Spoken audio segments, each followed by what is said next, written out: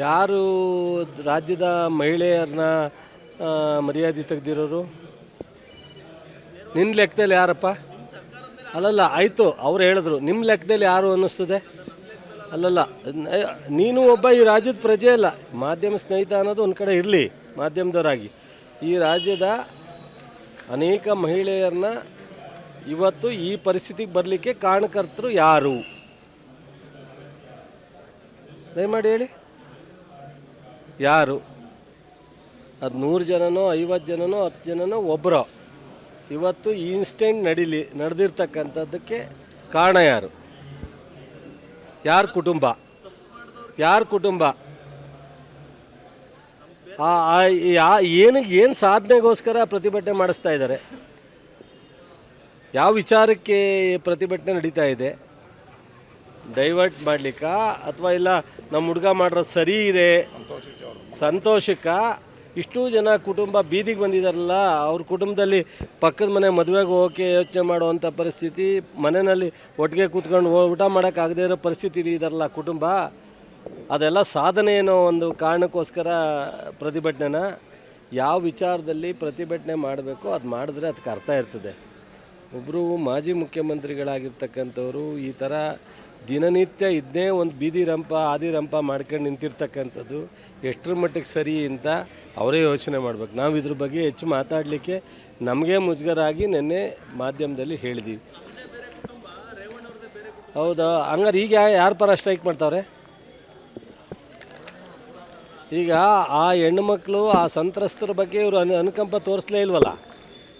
ಅವ್ರಿಗೆ ಅಟ್ಲೀಸ್ಟು ನಾವು ಸಾರಿ ಕೇಳಲೇ ಇಲ್ವಲ್ಲ. ಇವರು ನಿಮಗೆ ಅನ್ಯಾಯ ಆಗಿದೆ, ಅದ್ರ ಬಗ್ಗೆ ನಾವು ಇದ್ದೀವಿ ಅಂತ ಹೇಳಲೇ ಇಲ್ವಲ್ಲ.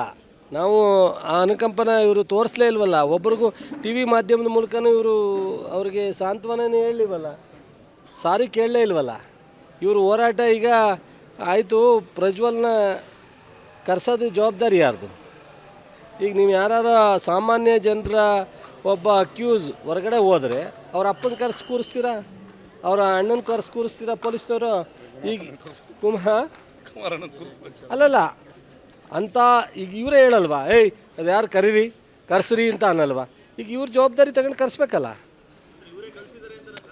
ಯಾರ ಕಳಿಸಿರ್ಲಪ್ಪ.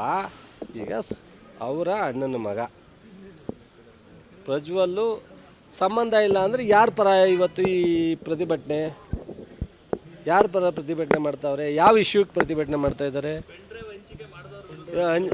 ಪೆನ್ ಡ್ರೈವ್ ಎಲ್ಲಿಂದ ಬತ್ತು? ಪೆನ್ ಡ್ರೈವ್ ಮಾಡಿದವ್ರು ಯಾರು? ರೆಕಾರ್ಡ್ ಮಾಡಿದವ್ರು ಯಾರು? ಇಷ್ಟು ಸಂತ್ರಸ್ತರ ಬೀದಿಗೆ ತಂದವ್ರು ಯಾರು? ಹಂಗಾರೆ ಅದು ಯಾವುದು ಬೇಡವಾ? ಈಗ ಯಾವುದಾರ ವಿಚಾರನ ಸೋಷಿಯಲ್ ಮೀಡಿಯಾದಲ್ಲೋ ಅಥವಾ ಇನ್ಯಾವುದೋ ರೀತಿಯಲ್ಲಿ ಹೋದಾಗ ಅದಕ್ಕೆ 108 ದಾರಿಗಳು ಸಿಕ್ಬಿಡ್ತವೆ, ಎಲ್ಲೆಲ್ಲೋ ಹೊರಟೋಗ್ತವೆ. ನಾವು ಅದನ್ನು ಹುಡ್ಕೋದ ಪ್ರಾರಂಭದಲ್ಲಿ ಈ ಇನ್ಸಿಡೆಂಟ್ ಆಯ್ತಲ್ಲ, ಇದಕ್ಕೆ ಯಾರು ಕಾರಣಕರ್ತರು? ಸೊ ರೆಕಾರ್ಡ್ ಮಾಡಿದವ್ರು ಯಾರು? ಆ ರೆಕಾರ್ಡ್ ಮಾಡಿದವರಿಂದ ಎಲ್ಲಿಗೆ ಹೋಯ್ತು? ಅವ್ಯಾವು ಬೇಡ ಅಂತಂದರೆ ಒಬ್ಬ ಏನಾರ ಚರ್ಚೆ ಆಗಿರಲಿ, ದೇವರಾಜೇಗೌಡ, ಶಿವರಾಮೇಗೌಡ ಏನಾರ ಚರ್ಚೆ ಆಗಿರಲಿ, ರಾಜ್ಯದ ಒಬ್ಬ ಉಪಮುಖ್ಯಮಂತ್ರಿಗಳವರು, ಪ್ರದೇಶ ಕಾಂಗ್ರೆಸ್ ಅಧ್ಯಕ್ಷರ ಜೊತೆಗೆ ರಾಜ್ಯದ ಉಪಮುಖ್ಯಮಂತ್ರಿಗಳು. ಇವತ್ತು ಸಂತ್ರಸ್ತರು ಇರ್ಬೋದು, ಸಂತ್ರಸ್ತರ ಪರವಾಗಿರೋರು ಇರ್ಬೋದು, ಅಥವಾ ಬೇರೆ ಯಾವುದೋ ಪಬ್ಲಿಕ್ ಇಂಟ್ರೆಸ್ಟ್ ಇರೋದಿರ್ಬೋದು, ಸರ್ಕಾರದ ಮುಖ್ಯಮಂತ್ರಿ ಹತ್ರ, ಗೃಹ ಮಂತ್ರಿ ಹತ್ರ, ಉಪಮುಖ್ಯಮಂತ್ರಿ ಹತ್ರ ಹೋಗಿ ಈ ಇನ್ಸಿಡೆಂಟ್ ಬಗ್ಗೆ ನಮ್ಮ ಹತ್ರ ಮಾಹಿತಿ ಇದೆ, ಅಥವಾ ಈ ಇನ್ಸಿಡೆಂಟನ್ನು ನಿಮಗೆ ಸರ್ಕಾರಕ್ಕೆ ಎಂಕ್ವೈರಿಗೆ ಅನುಕೂಲ ಆಗುತ್ತೆ, ಸಂತ್ರಸ್ತರಿಗೆ ಏನಾದ್ರು ಸಹಾಯ ಆಗುತ್ತೆ ಅನ್ನೋ ಚರ್ಚೆ ಮಾಡಿದ್ರು ತಾನೇ ತಪ್ಪೇನು? ತಪ್ಪೇನು ಒಂದೇ ಚರ್ಚೆ ಮಾಡಿದ್ರೆ ಅದು ಅಪರಾಧನ? ಸೊ ಮೂಲ ಈ ಇಷ್ಟೂ ಜನ ಸಂತ್ರಸ್ತರಿದ್ದಾರಲ್ಲ, ಅದು ಎಷ್ಟು ಜನ ಏನು ಅನ್ನೋದು ಎಂಕ್ವೈರಿನಲ್ಲಿ ಗೊತ್ತಾಗಬೇಕು. ಇಲ್ಲ ಯಾರು ಇದನ್ನು ರಿಲೀಸ್ ಮಾಡಿದ್ದಾರೆ, ಪ್ರಾರಂಭದಲ್ಲಿ ರೆಕಾರ್ಡ್ ಮಾಡಿದ್ದಾರೆ, ಅವ್ರು ಹೇಳಬೇಕು. ಯಾರು ತಪ್ಪಿತಸ್ಥಿದ್ದಾರೆ ಅವ್ರು ಹೇಳ್ಬೇಕು, ನಾನು ಇಷ್ಟು ಜನ ಜೊತೆ ಈ ಥರ ಎಲ್ಲ ಇತ್ತು ಅಂತ. ನಮಗಂತೂ ಅದು ಗೊತ್ತಿಲ್ಲ. ಎನ್ಕ್ವೈರಿ ಆಗಂಟ ನಾವು ತಾಳ್ಮೆ ಇದ್ದೀವಿ, ಇವ್ರಿಗೆ ತಾಳ್ಮೆ ಇಲ್ಲ. ನೋಡಿ, ಇದ್ರ ಬಗ್ಗೆ ಚರ್ಚೆ ಮಾಡೋದಕ್ಕಿಂತ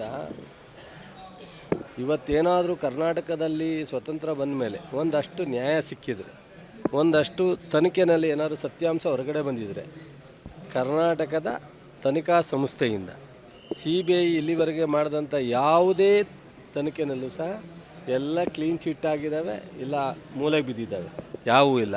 ಇವತ್ತು ಕುಮಾರಸ್ವಾಮಿಯವರು ಮುಖ್ಯಮಂತ್ರಿ ಆಗಿದ್ದಾಗ ಈ ರಾಜ್ಯದ ಪೊಲೀಸ್ ಅಧಿಕಾರಿಗಳು ಸಮರ್ಥರು ಅಂತ ಎಷ್ಟೋ ಸಾರಿ ಹೇಳೋರು.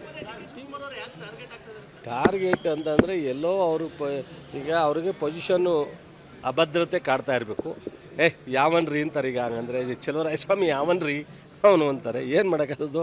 ಅದಕ್ಕೆ ಡಿ ಕೆ ಶಿವಕುಮಾರು ನಮ್ಮ ಪಕ್ಷದಲ್ಲಿ, ರಾಜ್ಯದಲ್ಲಿ, ಒಕ್ಕಲಿಗ ಸಮಾಜದಲ್ಲಿ, ಜೊತೆಗೆ ನಮ್ಮ ಪಕ್ಷ ಏನು ಸಮಾಜಕ್ಕೆ ಅಂತಲ್ಲ, ಒಬ್ಬರು ಪ್ರದೇಶ ಕಾಂಗ್ರೆಸ್ ಆಗಿ ಸಕ್ಸಸ್ಫುಲ್ಲಾಗಿ 136 ಜನನ ಸಿದ್ದರಾಮಯ್ಯನವರು ಅವರು ಒಟ್ಟಿಗೆ ಕೂಡಿ ಸರ್ಕಾರ ತಂದಿದ್ದಾರೆ.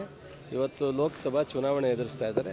ಅವರಿಗೆ ಇವತ್ತು ಅವರ ಇಲ್ಲಿವರೆಗೆ ದೇವೇಗೌಡರು ಪಕ್ಷವನ್ನು ಕಟ್ಟಿ ಉಳಿಸ್ಕೊಂಬಂದು ಸೊ ಅದನ್ನು ಮುಂದುವರಿಸ್ಲಿಕ್ಕೆ ಆಗದಲ್ಲೇ ಇವತ್ತು ಅಲಯನ್ಸ್ಗೆ ಹೋಗಿದ್ದಾರೆ.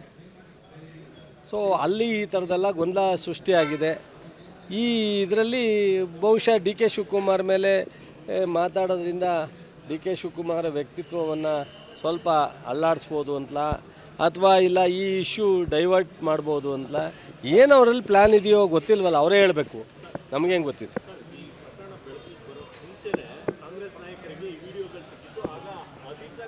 ನೋಡ್ರಿ ಗುರು ಸುನಿ, ಭಾಳ ತಪ್ಪಾಗಿ ಮಾತಾಡಬೇಡಿ. ಅವ್ರು ಹೇಳಿದ್ರು ಅಂತ ನೀವು ಹೇಳಬಾರ್ದು. ಹೇಳಿದ್ನೇ ಕೇಳಬೇಕು ಅಂತ ಏನು ನಿಮಗೂ ಕಾನೂನಿಲ್ಲ. ಕೇಳಿಲಿ, ಒಂದು ನಿಮಿಷ. ಆರೋಪ ಮಾಡಿದ್ದೆಲ್ಲನೂ ನೀವು ಪ್ರಶ್ನೆ ಮಾಡೋದು ಸೂಕ್ತ ಅಲ್ಲ. ನೀವು ಅದನ್ನು ವಿಮರ್ಶೆ ಮಾಡಬೇಕು.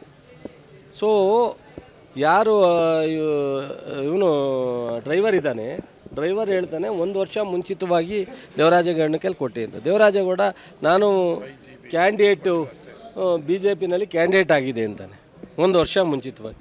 ಪವರ್ ಟಿವಿಗೆ ಹೇಳ್ತಾರೆ, ನನಗೆ 6 ತಿಂಗಳು ಮುಂದೆಲೇ ನನಗೆ ಗೊತ್ತಿತ್ತು, ಫೋನ್ ಮಾಡಿದ್ರು, ಬಟ್ ನಾನು ಅಮಿತ್ ಶಾನು ನಂಗೆ ಹೇಳಿದ್ರು ಬೇಡ ಅಂತ ಟಿಕೆಟು, ನಾನು ಹೇಳಿದೆ, ಹಂಗೂ ಹಠ ಮಾಡಿ ನಮ್ಮ ಮನೆಯಲ್ಲಿ ಟಿಕೆಟ್ ಕೊಟ್ಟರು ಅಂತ ಕುಮಾರಸ್ವಾಮಿಯವರೇ ಇದಕ್ಕಿಂತ ಮೊದಲು ಪವರ್ ಟಿವಿ ಜೊತೆ ಮಾತಾಡ್ತಾರೆ. ಪವರ್ ಟಿವಿಯನ್ನು ಹೇಳ್ತಾರೆ ಅವರು ಸೆಟ್ರು. ಸೊ ಇವೆಲ್ಲ ಇರಬೇಕಾ, ಒಂದು ನಿಮಿಷ, ಇವೆಲ್ಲ ಇರಬೇಕಾದ್ರೆ ಆ ಹುಡುಗ, ಆ ಡ್ರೈವರು ಹೇಳ್ತಾನೆ, ನಾನು ಸೊ ಇವರೊಬ್ಬರ ಕೈಲೇ ಕೊಟ್ಟಿದ್ದು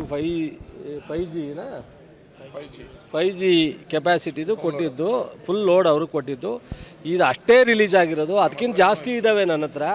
ನಾನು ಕೊಟ್ಟಿದ್ರೆ ಜಾಸ್ತಿ ರಿಲೀಸ್ ಆಗಿರೋದೆಲ್ಲ ಸಿಗ್ತಿತ್ತು, ಅವ್ರ ಹತ್ರ ಮಾತ್ರ ರಿಲೀಸ್ ಆಗಿರೋದ್ರಿಂದ ಇಟ್ಟು ಅಂತಾರೆ. ಮತ್ತು ಕುಮಾರಸ್ವಾಮಿನೂ ಅವರು ಭೇಟಿಯಾಗವ್ರೆ. ಯಾರು? ದೇವರಾಜೇಗೌಡರು. ಏನಕ್ಕೆ ಭೇಟಿಯಾಗಿದ್ರು, ಏನಕ್ಕೆ ಚರ್ಚೆ ಮಾಡಿದರು? ಅದನ್ನೇ ಹೇಳೋರಲ್ರಿ, ತನಿಖೆಯಲ್ಲಿ ಬರುತ್ತೆ ಬಿಡ್ರಿ, ಯಾವಾಗ ಭೇಟಿಯಾಗಿದ್ರು ಅಂತ.